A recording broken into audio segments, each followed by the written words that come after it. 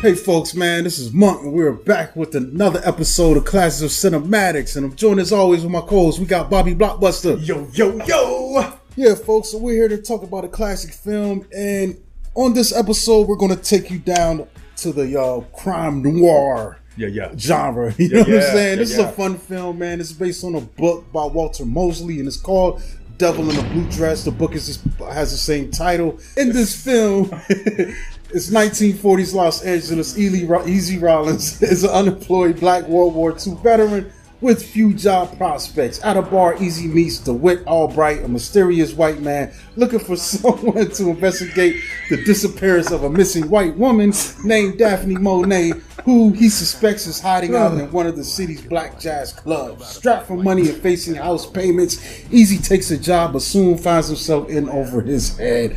And this film has a really dope cast, man. We've got Denzel Washington plays our main guy, Easy. We got Don Cheadle. We got Jennifer Beals. We got Tom Sizemore, Lisa Nicole Carson, Maury Chaikin. We also got Terry Kinney, Mel Winkler, Albert Hall, Jannard Burks, and a bunch of other people, man. A lot of goons in this stuff. It's funny because John David Washington has an appearance in this. He's the little boy with the rifle.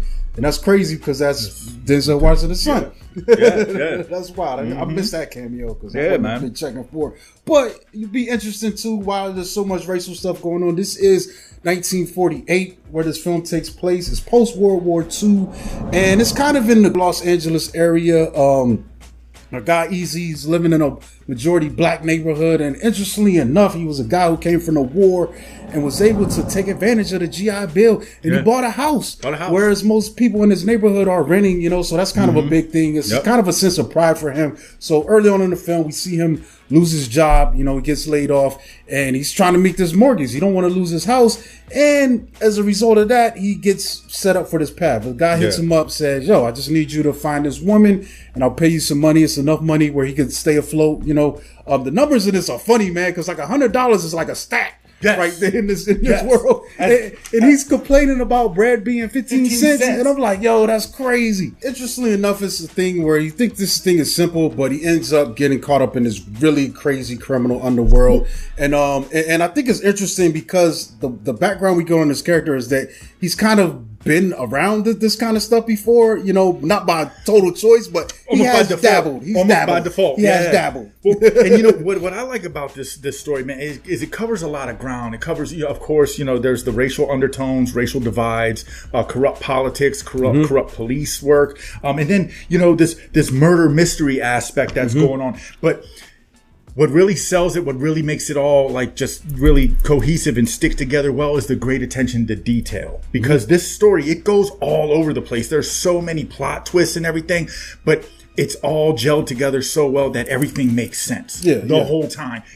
Even though it's one of them things where like everything's connected, and you see from the bottom guys like him to the top government, police, all that. It's the perfect sandwich. You get the beginning, the middle, the end, but it all works itself out together, right? It doesn't jump all over the place and then leave you with a bunch of question marks. But what also really works for me is the aesthetic and the narrative, because it really hits like it's a detective film, and it plays like one too. It's definitely it plays like one. But what makes this one unique is that Denzel at the time is not a detective. He's a regular man that's thrust into a detective role. You know what I'm saying? Because it's actually a private investigator who hires him to do his work, to do private investigating. But it's the thing because he knows. He needs a black guy to get into these spots where this woman was known to hang out, and so he gets Denzel, so it makes sense, why he's being used. But like you said, it does have that detective story beat, man. Like this thing is copying, films of the 30s and 20s and 40s and 50s. Absolutely. Those Bogart, crime noir thrillers, the gumshoe stories, or even looking at Roger Rabbit. You know what I'm saying? It's kind of crazy. What does it is not only is it told through the eyes of Easy, but the way it's narrated through, like he keeps talking to himself, the old voiceover. And we are in this the same state of confusion that he's in as he's figuring things out, as he's maneuvering, and even though, like I said, he's trying to do this investigative work, ultimately he's trying to save his ass because everything that he finds out he's also almost in essence getting blamed for. Like everybody that drops, he's getting blamed for that shit. It's kind of messed up because like his friends are one of the early ones to get killed, and he gets blamed for their murders. So then it's like, dang, I'm trying to save my house, but now I got to save my ass too. Exactly. I mean, because obviously, the interaction that he had with the young woman that died, there wasn't no killing going on. Okay, like, he was killing some cheeks. He was killing some cheeks. they both walked away very satisfied. It seemed like so that's cool. I do like that the way it's structured. Like I said, it has that vibe, and I like. I mean, you look at when this came out, so 94, the novel itself was written in 1990. So that's how fast it went from, it was that good that it attracted, I'm pretty sure the rights sold pretty quickly, and then to get stars like Denzel on board. So that's kind of cool, man. So it makes me get the sense that Walter Mosley was studying the films and stories of this era and decided to do his own, but maybe put it with a black character, doing these same things that, white characters were doing, in these time periods. At the time. Yes, and you're absolutely right. And also, like, I mean, Denzel, he kills his role. I mean, these characters, they are memorable. They are really, really good. He kills his role in every way. He's awesome, man. But, for every good, there's a bad. And what we get out of Tom Sizemore as DeWitt, is it DeWitt or Dwight? I think it's Albright. DeWitt Albright. DeWitt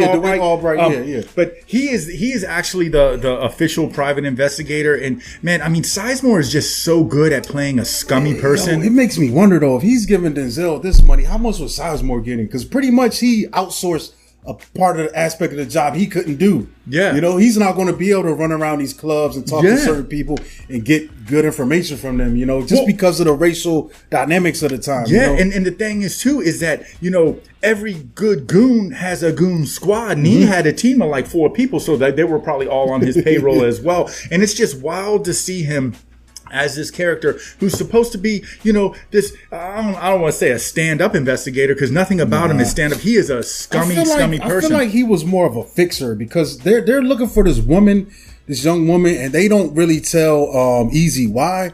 You know what I'm saying? And really, I'm thinking they just want to get her quiet. All right, once you find out where she's at, then we can get rid of her, and because it's a complicated story. I'm not going to get into all the details of it.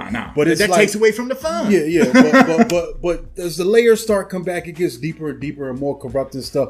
But yeah, Sizemore, like I said, he's a major point in this thing. And I mean, he's a heavy hitter, and it's wild just watching him move, because he moves like he's like some kind of like mafioso hitman. Oh yeah, or like affiliate or something. That like, scene where they come in and fuck with Denzel by the pier. You know what I'm saying? Because he's, questioning the woman, and he's just out there, and I forgot what the hell happened. It's like an innocent exchange, and the kids, what are you doing talking to her, bud? And he goes hard. He's like, take it easy. They understand. And Sizemore pulls out the gun. Yes. And gets on. Get on your knees. You know what I'm saying? He basically. Like, It's intense. It got real intrusive. It got real crazy. But he's really great in this role. He's really great, and the one scene that really kind of stuck with me is that there's a part where Denzel, he goes out, and he has an interaction he with the woman he's looking for, and then when he comes home, Sizemore and all of his goons are in his house. Sizemore's in his kitchen making a sandwich. He's like, where you been at? You know what I'm saying? So out of my 15-cent bread, bro. Yeah, and then he's like, he keeps like constantly reminding him, he's like, that's my money in your pocket, like never letting him forget, like, yo, you're working for me now. You know what I mean? So anything I know, and when I want to know it. But it's interesting how it turns, because at first Sizemore is just like welcome open arms, but then the interactions just keep getting worse and worse. Like hey, like like they get gangster. You know what I'm saying? But what? It's like he lured a man with honey to get him to the degree, and now that you're in, now I'm but like, you know what? When things get gangster, then that's when Easy has to call the only gangster he knows, and Don Cheadle, who played Mouse, dog. But see, don't sleep on Easy, because he's also a war hero, man. He can handle himself. He can physically. He's just not used to dealing with this kind of treachery. No, he wanted some backup. So that's interesting, man. He wanted some backup, and dude, what we get out of Don Cheadle is amazing, dog. Yeah, he's great. I think he chewed up every scene that he was in.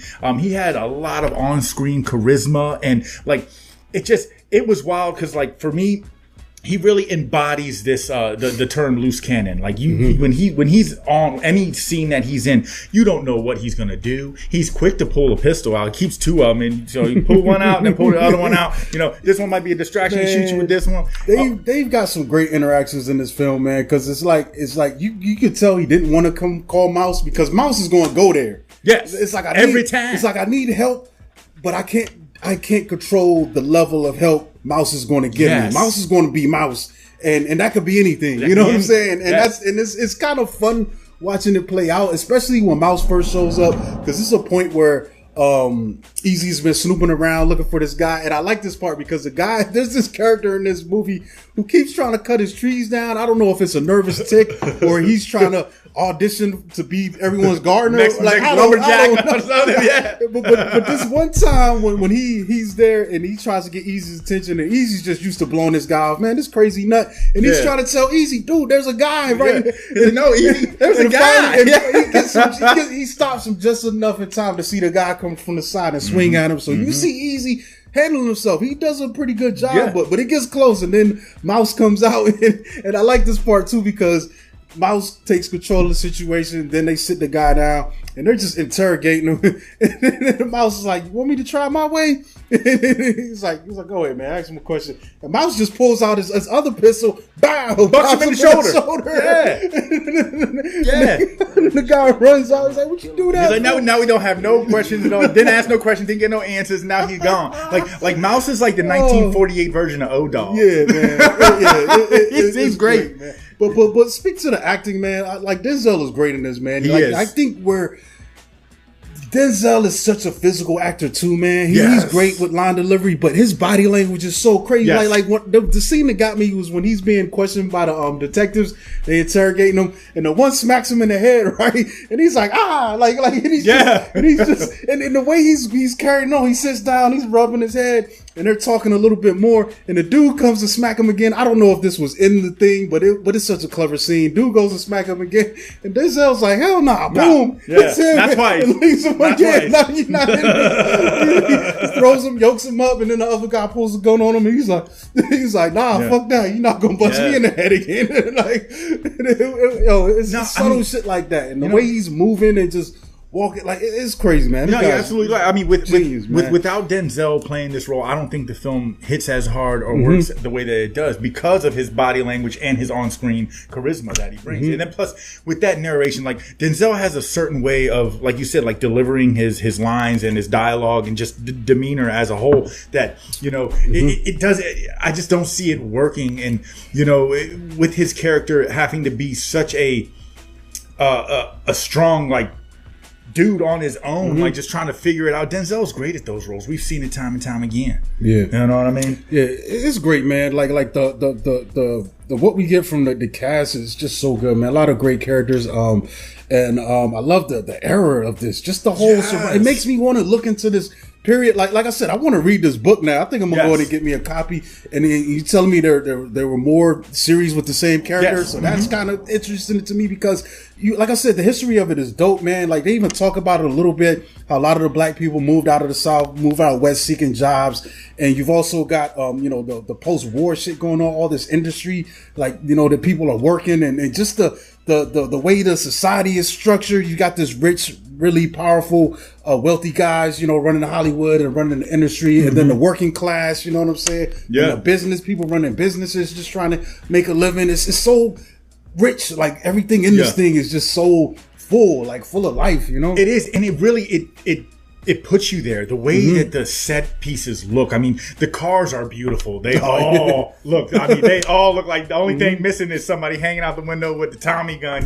And I love those old school cars. Denzel's car is dope. It's like this maroon situation going on, but also the look of all the stores, the way that people are dressing, it's just it really embodies the 40s. You know what I mean? On top of everything that we're getting with situationally what's going on. I mean, they definitely did a great job. And also, what also kind of holds it all together and really puts us into that time period is the music. Yeah, I love the music too, man. Because I mean, it's great score. It's great score. Elmer Bernstein did the score, but then we also get a great soundtrack too, with with all the actual songs that we're listening to is like a lot of blues, jazzy kind of things that are going on. Just really does a great job at putting us right into the time frame of this period piece film, and just makes it help excel to another level. Yeah, shout out to Jennifer Beals too, man, because like that's an interesting character. She's kind of the center of all this madness, and is an interesting character, and it's wild to see how her connection is driving this thing, man. Her connection to the political ties, to her husband, to the reason why she's kind of on the run, and like it's even her cool, connection man. to the dude who got shot in the shoulder, her connection to Denzel by default, you know what I'm saying, and to Tom Sizemore. I mean, it's really wild how somebody like, because she, every time she's on the screen, she still has this like this look and feel of innocence, but it's like, nah, a little bit of innocence. You're but the one also, pulling all the strings. I feel like the innocence is to lure these guys in and help her with her manipulation, and this is how she survives in this world. Yes, you know, but then you know, like, yo, she's getting down and dirty almost just as much as they are. If she has, you know, we do get a conclusion to the situation, but we also, it's kind of open at the end where Easy's kind of like, well, dang, you know, Easy comes out, you know, he's settled, he's got his bread out of this stuff. I love how Mouse also, he gets his and he rolls on. He tells him, anytime, man, hit me back. You know how to put some bread in I would love to see them revisit this. Like him and Mouse is older now, and one last score. Like just kind of one last case. That would be so awesome, and dude. That is wild, and that's why the ending was so open-ended, because like you said, when it comes to the novels, there are more of them, and they had all intentions of dropping sequels. There was even a point where ABC was going to do a spin-off series, but because it underwhelmed, it didn't do good in the box office. It had a $22 million budget, and it grossed $22 million. So I pretty much just broke even. But it's wild because, you know, the fans love it. Us included. I mean, it's got a 92% rating on Rotten Tomatoes, 78% on Metacritic, 6.8 out of 10 on IMDb, 81% on Google users, and most of the critical responses and reviews are all positive. It sucks, dude. I feel like this will be a case for a film like this. You know, I think what film theaters should start doing is running these highly acclaimed films, running them again, bro. Put this thing in the theater for a month, man, in the summertime at a discount rate, and just let it cook and let people discover it. Because really, it's not like the film is underrated. It's highly rated. It's just underseen. You know, a lot of times people say underrated when they really mean underseen, and that's what this film is. Because like this is one of Denzel's best, man. Watching him maneuver through this, it's great. And this was when he was very early in his career too, man. 94. We're still like, I think maybe Malcolm X was out. Like maybe Malcolm X. I know he had Ricochet under his belt. There was a few others that, but I'm drawing blanks. He was real early in his career in this. Even if it's just a 4 or 5, you know, but just put it, I mean, you can put that thing in. Like I said, run do what's some the Alamo. Like they're showing films regularly. But we got AFI and this month they're putting Neverending Story back in the theater again. So like put it back in there and put some advertising behind it, man. Maybe have Denzel talk about it. Like, yo, come check me out, y'all. You know, come check out Unc. You know, like dude. Like I don't know, man. They just have to tap into thing, because this, I think, man, this is one. If you're a Denzel fan and you haven't seen this movie, man, you should kick yourself in the head. Go see it. You know. Absolutely. And I mean, because it's been a long time since I've seen this. I saw it, you know, around when it first came out, and I remember I was like, yeah, man, I like that. You know, even though I don't watch a lot of this particular style of film, with the crime noir stuff, you know, especially when they're dated, you know, in this time frame. But I did see this one. I did like it. But man, I really enjoyed my rewatches this week with this. I mean, just maybe because I'm a little older, you know, and it just hit a little different. You know what I'm saying? Watching this is something I definitely feel like if I watched this in high school, I probably don't appreciate it as much as I do now, you know? Exactly. But then also, I mean, the relatability level is a lot higher, you know what I'm saying? Where I mean, my man is thrust in a position to do some things for money that he doesn't want to do because he's concerned with paying his mortgage. I mean, you know, when you're young, you don't worry about that kind of stuff. This is that's grown-up problems. This is when he was really putting his foot in the game and just showing up in all a wide range of story arcs and films, man. Yeah, man. Great film, man. Great watch. I highly recommend checking this out, man. Absolutely. Like, buy it, bro. It's that good. Yeah, own it. This is own worthy. This is own worthy. Yes. Yeah, man. Yeah, man. But I think that's it, man. We can wrap this up, folks, man. Make sure you check out Devil in a Blue Dress. Make sure you subscribe to us, man. Like the channel. Tell your friends about us, man. Check out the QR code for some cool merch, man. Follow us on Instagram at Classics of Cinematics. You can follow me at Monkey Blood on Twitter and Instagram. And this Bobby Blockbuster. As always, you can catch me on the next show. All right, folks. We out of here.